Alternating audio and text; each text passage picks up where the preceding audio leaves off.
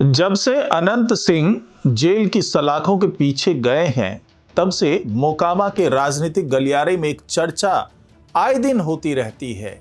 और इस चर्चा को हवा देने का काम उनके जो चिर प्रतिद्वंदी हैं, सूरजभान सिंह की बात मैं कर रहा हूं। उनकी जो धर्मपत्नी थी वो वीणा देवी उनके सामने चुनाव इस बार लड़ी थी, हालांकि हार गई 28,000 से ज्यादा वोटों से। तो ये कहा जा रहा है कि सूरजभान सिंह अब एक बार फिर से चुनाव लड़ने की तैयारी करवा रहे हैं अपनी धर्मपत्नी को, और ताल ठोक रहे हैं कि इस बार, पिछली बार तो 2 साल में अनंत सिंह की विधायकी गई थी, इस बार तो 6 महीने के अंदर उनकी विधायकी चली जाएगी। इस तरह की चर्चा चल रही है। और उसके जवाब में जो तमाम चीजें कही है अनंत सिंह ने, और जिस तरीके से एक बड़ा दांव खेल दिया है, उसको लेकर के भी काफी चर्चा है कि अनंत सिंह ने जैसे को तैसा जवाब दे दिया, और उन सभी संभावनाओं पर जो कि सूरजभान सिंह जो आजमाइश कर रहे हैं उस पर भी विराम लगाने का काम कर दिया है अनंत सिंह ने। तो क्या क्या ये जोड़ घटाव चल रहा है, किस तरीके से ये चीज़ें बदल रही है मोकामा में, उस पर चर्चा होगी आज के इस वीडियो में। तो इस वीडियो को आखिर तक जरूर देखिएगा।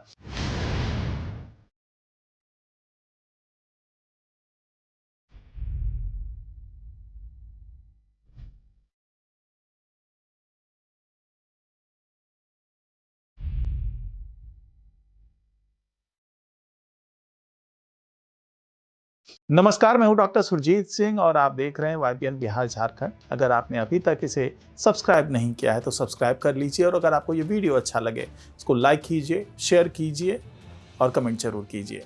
तो पिछले कुछ दिनों से, जब से बिहार चुनाव का परिणाम सामने आया है और तमाम कयासों को पीछे छोड़ते हुए अनंत सिंह मोकामा से JDU के विधायक बन गए हैं और NDA की सरकार प्रचंड बहुमत के साथ बन चुकी है, तो उसके बाद से ये कयास लगाए जा रहे थे कि क्या अनंत सिंह को अपनी विधायकी छोड़नी पड़ेगी, क्योंकि कायदा कानून ये है कि अगर 6 महीने तक भी अगर कोई विधायक शपथ लेने के लिए विधानसभा नहीं पहुंच पाता है तो उनकी विधायकी जा सकती है।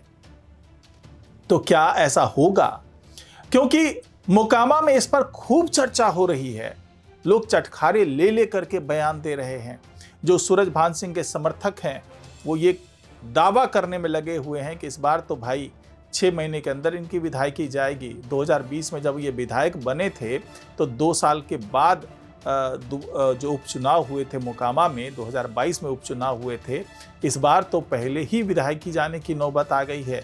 ये अलग बात है कि 2020 में भी वो जेल में थे और पैरोल पर बाहर आकर के उन्होंने शपथ ली थी। तो क्या इस बार भी पैरोल मिलेगा? पैरोल पे बाहर आकर के वो शपथ ले पाएंगे? क्योंकि सरकार तो NDA की ही है, पूर्ण बहुमत की सरकार है, प्रचंड बहुमत की सरकार है। तो ऐसे में उनका पैरोल पे बाहर आना बहुत मुश्किल तो नजर नहीं आ रहा है। लेकिन जिस ताजा आरोप के तहत वो अंदर गए हैं, दुलारचंद यादव हत्याकांड, वो इस मामले में थोड़ा सा पेंच जरूर अटका सकता है। क्योंकि जो MP MLA कोर्ट है, जो पुलिस, जो पटना का जो ये कोर्ट है, वहाँ पर सिविल कोर्ट में इनकी जमानत याचिका को खारिज कर दिया गया था। क्योंकि जिस दिन शपथ ग्रहण समारोह था, नीतीश सरकार की, नई सरकार का जो शपथ ग्रहण समारोह चल रहा था, तो उसी दिन उस पर याचिका पर सुनवाई हुई और उसे खारिज कर दिया कोर्ट ने। तो क्या इस बार जिस तरीके से अब ये हाईकोर्ट जा करके खटखटाना चाह रहे हैं दरवाजा कि भाई हमें आप पैरोल दे दीजिए, जमानत दे दीजिए, तो क्या इस बार जमानत मिल पाएगी? क्योंकि अगर ये जो संगीन मामला है और सूरजभान सिंह की तरफ से और जो दूसरे विपक्ष के लोग हैं, जो दुलारचंद हत्याकांड के जो गवाह हैं, वो लोग बार बार ये दावा करने में लगे हुए हैं कि अगर अनंत सिंह बाहर आते हैं पैरोल पर तो तमाम साक्ष्यों के साथ छेड़छाड़ हो सकती है। जो प्रत्यक्षदर्शी हैं, जो गवाह बने इस केस के, उस पर दबाव डाल सकते हैं, उन गवाह पलट सकते हैं। ये तमाम दावे किए जा रहे हैं और सूरजभान सिंह खास तौर से ये नहीं चाहते हैं कि अनंत सिंह को किसी भी तरीके से राहत मिले, जमानत मिले या पैरोल मिले। वो नहीं चाहते हैं सूरजभान सिंह, और उनको भी पता है कि अगर ऐसा रहा तो हो सकता है कि इनकी विधायकी चली जाए, और विधायकी चले जाने पर एक बार फिर से यहाँ पर उपचुनाव कि घोषणा कर दी जाए और एक बार फिर से वीणा देवी चुनाव मैदान में आ जाए और हो सकता है कि इस बार जीत मिल ही जाए। ये अलग बात है कि 28,000 से ज़्यादा वोटों से इस बार हारी थी वीणा देवी। तो कुल मिलाकर के जो विरोधी खेमा है अनंत सिंह का, वो तो यही चाहता है कि अनंत सिंह किसी भी हाल में छूट करके बाहर ना आए। लेकिन इस बीच अनंत सिंह ने भी दांव पे दांव खेलना शुरू कर दिया है। अपने देसी अंदाज में वो जवाब देते हुए नजर आते हैं कि भाई ये सब कुछ कानून व्यवस्था का काम है, मैं इसमें कोई कुछ होता नहीं हूँ कहने वाला। लेकिन जो विरोधी ये सोच के बैठे हैं कि अनंत सिंह बाहर नहीं आएंगे, तो उन विरोधियों को भी समझ लेना चाहिए कि यहाँ पे कानून का राज है, सुशासन बाबू का राज है, तो हमारे साथ भी न्याय होगा। और मेरे सामने कोई भी ऐसा साक्ष्य नहीं है, कोई सबूत नहीं है जिसके आधार पर मुझे बंद किया जा सके। हाँ, चूंकि मैं नामजद आरोपी हूं, इसलिए मैं जेल की सलाखों के पीछे हूं और कानून का पालन कर रहा हूं। कानून का पालन करते हुए मैंने अपनी गिरफ्तारी भी दी, मैं सरेंडर भी करना चाहता था और उसी कानून के तहत मुझे पैरोल मिल जाएगा, मुझे जमानत मिल जाएगी, इस बात का भरोसा अनंत सिंह ने दिया है। और ये भी अंदर खाने से बात निकल करके सामने आ रही है कि तमाम महकमे तक, अब चूंकि सम्राट चौधरी गृह मंत्री बन चुके हैं, तो उन तक भी चीजें पहुंच रही है। और जो जेडीयू के कद्दावर नेता हैं अशोक चौधरी और ललन सिंह, वो भी तमाम तरीके से मदद करने में जुटे हुए हैं और आला कमान तक बात पहुंचा रहे हैं और ये मानकर चल रहे हैं कि जो लूप होल्स हैं, जो चार्जशीट अभी तक तैयार नहीं हुआ है, जो एफआईआर में लूप होल्स हैं, जो साक्ष्य चूंकि उतने पुख्ता नहीं है, तो उसके आधार पर इस बार पैरोल मिल जाना चाहिए। हालांकि ये सरकार के हाथ में नहीं है। सरकार भले ही अनंत सिंह की पार्टी की बनी हो, अनंत सिंह के गठबंधन की बनी हो, लेकिन पैरोल देना, जमानत देना, ये सब कुछ जो अधिकार है वो कोर्ट के पास है और कोर्ट साक्ष्य, सबूत, चार्जशीट इन्हीं के आधार पर फैसला सुनाती है।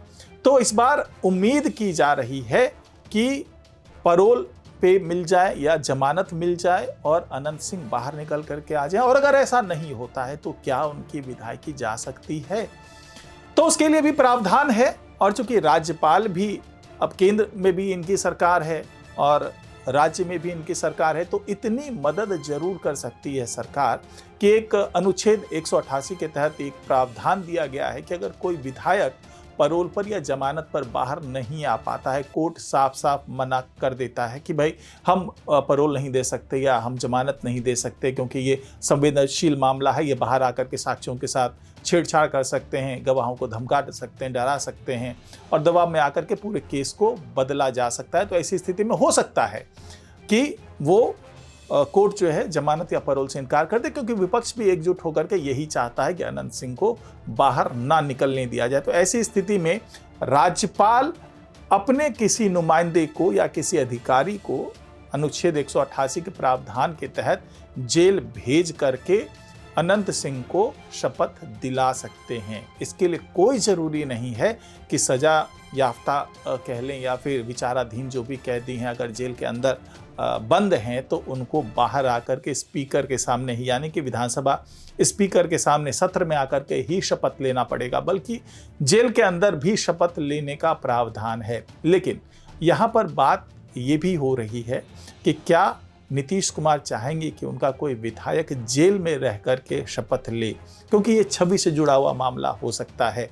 तो क्या ये भी हो सकता है कि नीतीश कुमार खुद ही ऐसा होने से रोकें और मोकामा में एक बार फिर से उपचुनाव होने दें।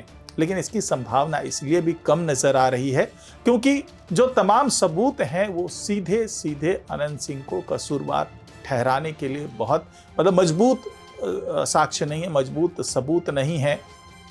लेकिन अब यहाँ पर सवाल ये भी उठ रहा है कि नीतीश कुमार ने क्या इन्हीं सब वजहों से, चाहे वो अनंत सिंह का मामला हो, चाहे अपराध पर अंकुश लगाने की बात हो, कानून व्यवस्था को सुधारने की बात हो, इसलिए इस बार चूंकि बहुत ज़्यादा अपने ऊपर वर्कलोड नहीं लेना चाहते हैं, इसलिए सम्राट चौधरी को इन्होंने इस बार वो सारी जिम्मेदारी सौंप दी है। और हो सकता है अनंत सिंह की सम्राट चौधरी से अच्छी बनती भी है और ये माना जा रहा है कि सम्राट चौधरी थोड़ा सा नरम रवैया अपनाएंगे इस मामले में। और हालांकि कानून व्यवस्था से ऊपर कोई नहीं है, सरकार भी नहीं है, कोई अगर सरकार का कद्दावर नेता है या उसका विधायक है वो भी कानून व्यवस्था, शासन व्यवस्था से ऊपर नहीं हो सकता है।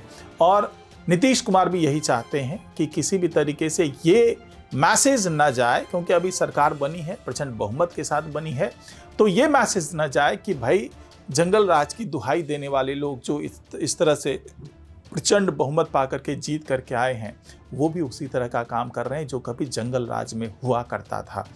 तो एक बार फिर सवाल यही उठ रहा है कि क्या वाकई अनंत सिंह की विधायकी खतरे में है, या फिर अनंत सिंह जो समीकरण साध रहे हैं, जिस तरीके से मैसेजेस पहुंचा रहे हैं, आगे मैसेजेस पहुंचा रहे हैं, उससे, और खास करके जो ललन सिंह और अशोक चौधरी उनके लिए फील्डिंग कर रहे हैं, तमाम जो समीकरण है वो बिठा रहे हैं और ये आश्वस्त करना चाह रहे हैं। क्योंकि बाद में ललन सिंह ने ये भी कहा था कि मोकामा की जनता के विधायक भले ही जेल के सलाखों के पीछे हैं, लेकिन हम तक अगर कोई समस्या है तो पहुंचाए और हम उसका निराकरण करेंगे। हम उनके प्रतिनिधि के तौर पर यहाँ पर मोकामा में तमाम सुविधाएं मुहैया कराएंगे। जो अनंत सिंह ने वादे किए हैं, जो अनंत सिंह ने चुनाव प्रचार के दौरान आश्वासन दिया है जनता को, उसको पूरा करने का काम मैं करूँगा।